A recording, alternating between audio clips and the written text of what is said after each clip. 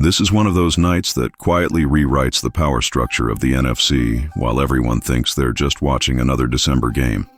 Because what unfolded wasn't just a Bears comeback or an Eagles win. It was a collision between belief, panic, and the fragile illusion of control that the NFL pretends exists in December. And the uncomfortable truth is that some teams just found out who they really are when the pressure stopped asking politely and started demanding answers. Because Chicago didn't just steal a game from Green Bay, they exposed a crack that had been hiding in plain sight. And Philadelphia didn't just beat Washington, they reminded the entire conference that dominance doesn't always look pretty, but it still counts the same in the standings. And the reason this moment feels so jarring is because everything we thought was stable suddenly isn't. Quarterbacks went down, momentum flipped in seconds, and teams that thought they were steering their own playoff destiny realized they might actually be passengers instead. Because when you're up 2 scores late and you still lose, that's not bad luck. That's a warning. And when a rookie quarterback without his top receivers walks into the fire, stares it down and delivers anyway, that's not noise, that's a signal. And the league hates signals like that because they force uncomfortable conversations, especially when they come from places people weren't ready to take seriously yet. And now the NFC Playoff picture looks less like a clean bracket and more like a bar fight where everyone's bleeding and nobody's backing down. Because this wasn't supposed to happen this way. Green Bay wasn't supposed to be rattled.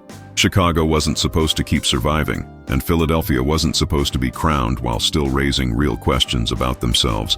But that's exactly why this night matters, because the NFL doesn't care what was supposed to happen.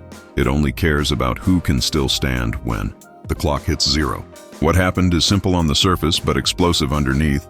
The Bears and Packers played one of those classic cold weather division games that turns into a stress test for everyone involved. Jordan Love goes down on a helmet-to-helmet hit and is ruled out with a concussion. Malik Willis comes in and actually does what a backup is supposed to do: manage the game, make throws, move the chains. And for most of the night it looks like that's going to be enough, because Green Bay keeps settling for field goals but still builds a lead, and Chicago looks like it's running out of oxygen. But then the game tilts, not gradually, violently. An opportunistic Bears defense rips the ball out inside the 5. An onside kick somehow works, even though onside kicks never work. And suddenly a game that felt over is wide open again. And then it's Caleb Williams, late, under pressure, no margin for error, making exactly the throws that define careers. 4th down against all-out pressure. Perfect. Ball, perfect catch, overtime chaos, a botched snap on 4th and 1 that turns the season on its head. And then the dagger, play action, clean pocket, deep shot to DJ Moore, touchdown, game over, Chicago wins. And that's not just a highlight, that's a statement. And if you're Green Bay, that statement is brutal because it comes with consequences that extend far beyond one loss. So if you're enjoying this breakdown, make sure you subscribe and drop a like. Because nights like this are exactly why these conversations matter. And now let's really talk about what this means. Because the loudest thing about this game isn't the crowd at Soldier Field. It's what it says about belief, fragility, and the shifting ground in the NFC. Caleb Williams didn't just make plays. He answered questions that were forming quietly but persistently. Questions about resolve, about whether he could rise when the game wasn't going his way, about whether he could deliver when the script flipped against him. And what stands out is that this wasn't a clean game. It wasn't comfortable. It wasn't protected by a perfect environment. It was windy. He was without his top receivers, and the defense across from him was good. And yet when the Bears needed composure, they found it in the most stressful moments possible. And that matters, because quarterbacks who can do that change how a locker room breathes. And you could hear it in the way the analysts talked about the game afterward. The disbelief, the recalibration, the realization that Chicago keeps winning these games, no matter how many times logic tells you they shouldn't. And eventually that logic has to change, because no one is taking 11 wins away from them. And no one in that locker room is pretending they don't know what's at stake when they're staring at San Francisco and Detroit on the schedule. And yet they keep choosing to stay in the fight anyway. The Bears' defense deserves credit too, because they've built an identity around taking the ball away, even if it means giving up yards. And that's a trade every coach in the league will take when it flips games like this. Ripping the ball out inside the 5, recovering an onside kick, capitalizing when Green Bay makes the slightest mistake. And that's where the conversation gets uncomfortable for the Packers, because this wasn't just about Jordan Love going out. This was about a team that had control and let it slip. And when Matt LaFleur talks about how much it hurts, you can hear it, because they knew what was on the line. A chance to be in first place, a chance to dictate their path, and instead they're staring at a very different playoff road, one where their quarterback is in protocol, where their backup took hits of his own, and where the margin for error just evaporated. And that's the kind of loss that doesn't stay in 1 week. It follows you, especially when you're about to play Baltimore and you don't even know who's taking the snaps. And while all of that chaos was unfolding in Chicago, Philadelphia was quietly doing what contenders do, taking care of business in a divisional game that looked easier on paper than it ever is in reality. Because Washington was banged up, quarterbacks were going down, and the Eagles just kept leaning on their strengths.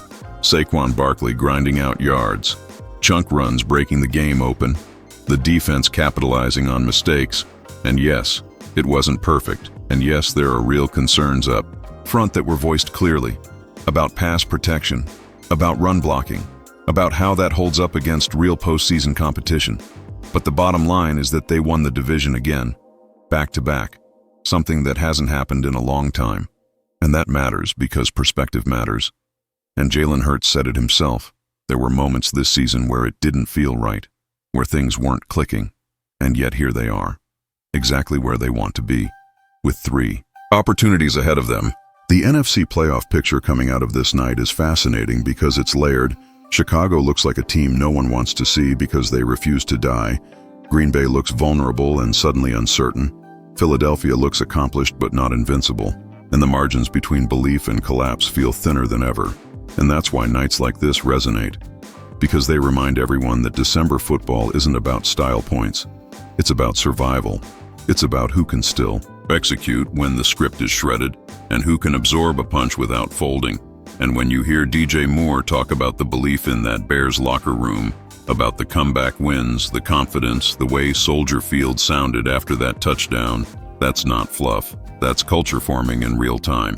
And culture wins games when talent alone isn't enough. At the same time, when you listen to Green Bay's side, the missed opportunity, the onside kick, the 4th and 1 fumble, the quick flip from control to chaos, that's how seasons unravel if you're not careful. And the NFC doesn't wait for anyone to get comfortable, because while one team is celebrating, another is recalculating, and another is realizing that the road just got a lot steeper. The Eagles sit atop the NFC East again, deservedly, but even they aren't immune to scrutiny, because the issues up front aren't imaginary. And against elite teams, those details decide everything. And that's what makes this playoff picture so compelling right now. There is no perfect team. There are only teams that can survive their flaws better than others. And after what we just witnessed, Chicago has proven they can survive almost anything. Green Bay has been reminded how quickly control can vanish. And Philadelphia has shown that even when it's not pretty, winning the division still means something. This night didn't just deliver highlights, it delivered answers. And the most uncomfortable one might be that the NFC is far more volatile than anyone wants to admit. Because when backups are deciding seasons, when rookies are closing games, and when belief becomes a tangible weapon, the standings stop being predictions and start being warnings. And from here on out, every snap carries the weight of what we just saw, because nobody is safe, nobody is finished, and the road to January just got a whole lot louder.